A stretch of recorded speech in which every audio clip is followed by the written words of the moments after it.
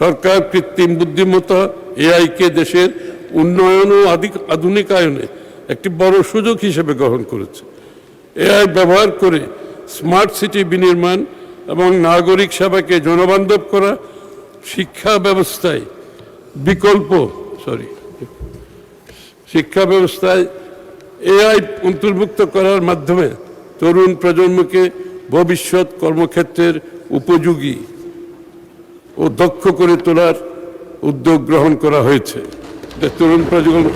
এটা বাংলাদেশের তরুণ প্রজন্মের একটা বড় ধরনের চাহিদা। এটাকে মাথায় রেখেই এই কার্যক্রমগুলো সরকার শুরু করেছে এবং খুব কম সময়ের মধ্যে ইনশাআল্লাহ সমাপ্ত হবে বলে আমি বিশ্বাস করি।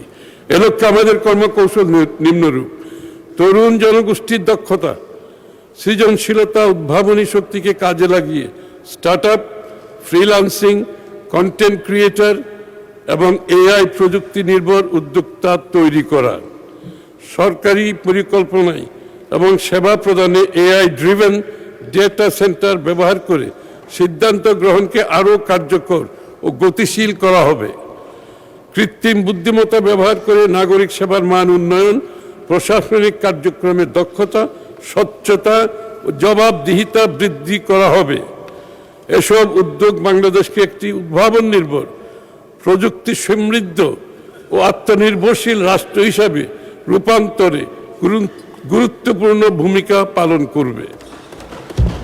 তথ্য প্রযুক্তি খাতের সম্ভাবনা বিবেচনায় এই খাতে নতুন নতুন উদ্যোক্তাদের উৎসাহিত করার জন্য আগামী ২৬-২৭ অর্থ বছরে ৫০০ কোটি টাকা বরাদ্দের প্রস্তাব করছি।